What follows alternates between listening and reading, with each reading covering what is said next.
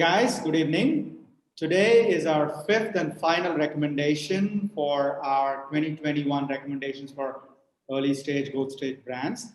And today we're talking about inclusive audience journeys. Okay. The reason why we've kept this as a very last recommendation is that this topic of making audience journeys inclusive brings all aspects of our recommendations together and rounds it up to the entire process of building powerful audience journeys which are rooted in all the recommendations that we share. Okay, so let me also paraphrase by saying that audience journeys are longer, shorter, based on where you are in your brand growth. But what has become very evident, especially over the last couple of years, and especially after 2020, is that there is a definite shift in moving away from a very traditional one-way marketing funnel to a more circular, marketing. It's still a funnel, but it's like much more, two-way funnel kind of a shift. That's happened.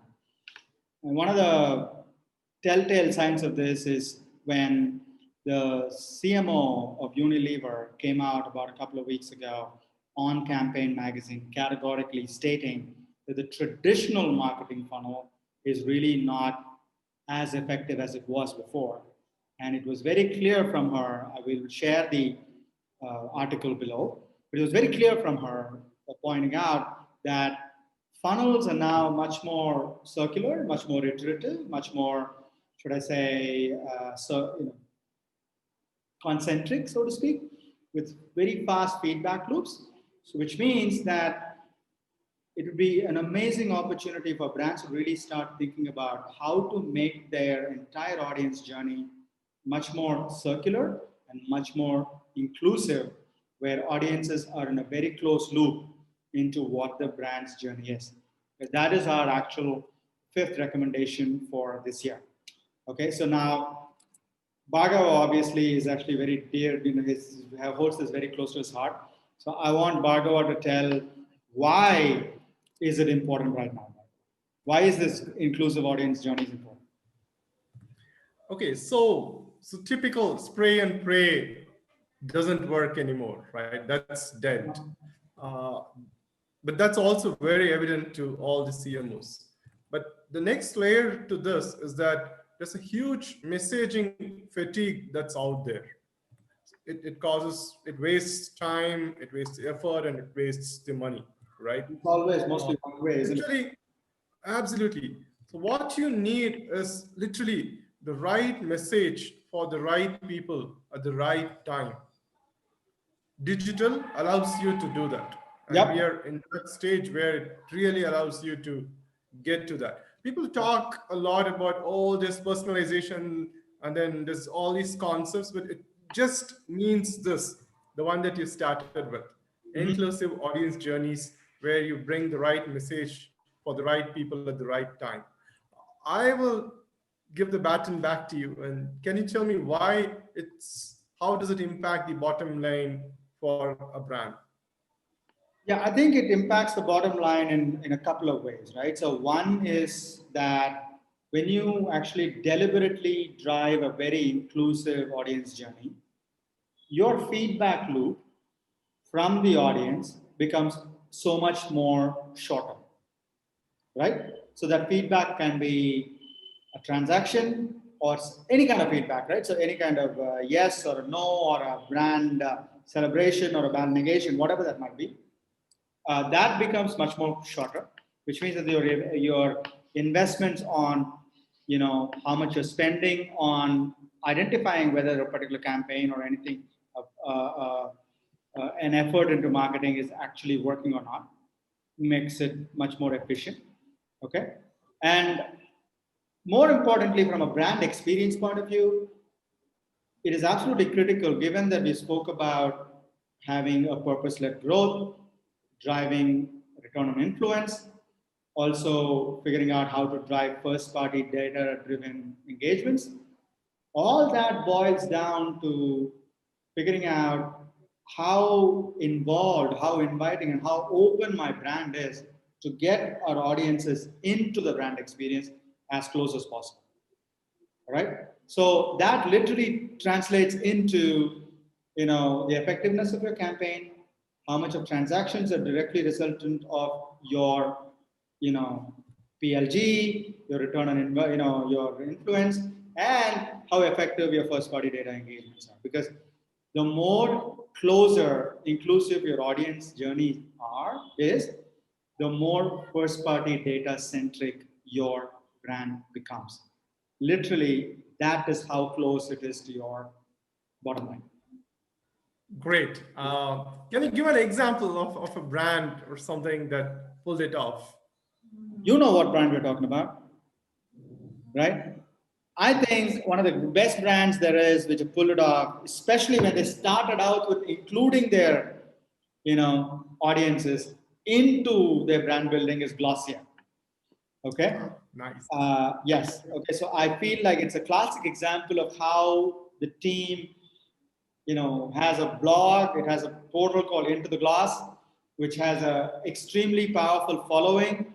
There is a deep community around what they do, and they take a whole lot of insights and they translate that into Glossier.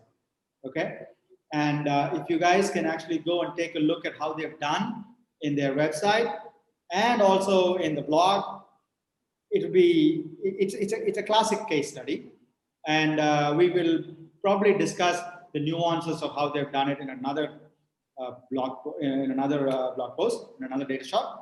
But for now, I believe that anybody who's interested in having a very closed loop audience journey would be best served by taking a look at how Glossier has done their work. I think it's a great classic example. Absolutely, totally true.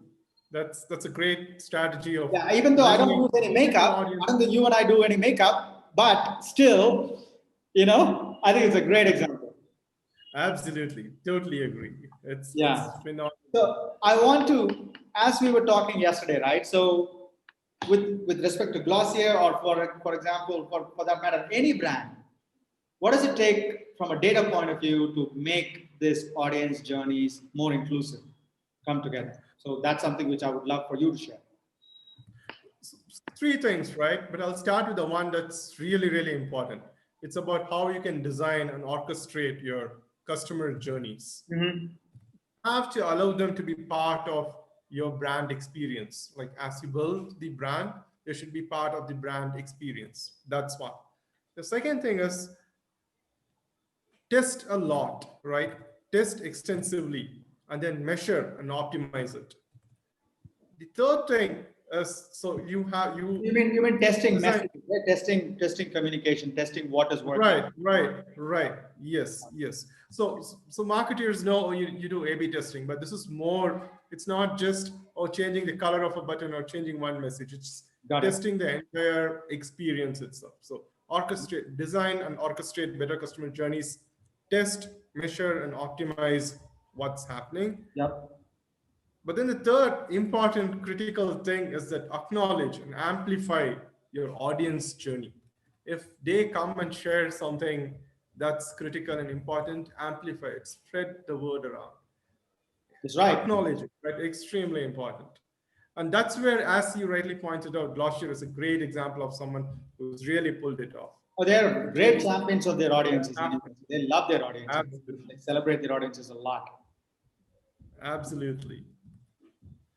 So I feel like here is an opportunity for us to share whether one thing before we go into the top three takeaways, right? So whether you're a large marketer or a large brand or a small up and coming early stage brand, the tool does not really, as in like always as we started out with, right? Stack down, structure up.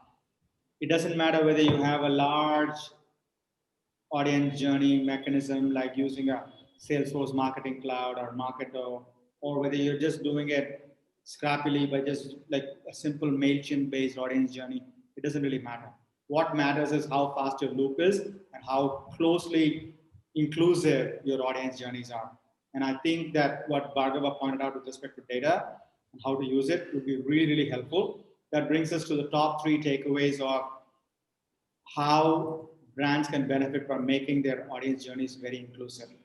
The number 1 takeaway is, as it's very evident, one-way spray and pray is dead. Okay, so it's two-way monologue to dialogue. Okay, so it's two-way inclusive. That's what it is. That's number 1. Number 2 is include. Bhargava, you want to point that out? Expand on that. Design, like what we just talked about, right? Design and orchestrate for inclusivity. Include the customer as part of your brand building experience. Yep. And the third is the most important part and the best part of it: celebrate your audience, because they love you. The whole point of this whole exercise is for you to share your love so that you can actually also listen to their love. And when anyone shares their love, or for that matter, anything else, celebrate the feedback, celebrate how important they are so that you can be a part of the entire brand growth experience. And the more you celebrate, the better and easier for it is for you to build a tribe. And ultimately, what we're all trying to do is to build a tribe. So that caps our sharing our top 5 recommendations for 2021. So thank you so much for listening. Thank you, Bhargava. And what we would love to hear from you is your thoughts on what we've shared, any inputs. Please go to our website at www.resonant.agency, or ping us on our social media, or ping us on my social media or Bhargava's social media. But thank you so much again. And Bhargava, thank you so much. Thanks, Ram. Thanks, everyone. Bye-bye.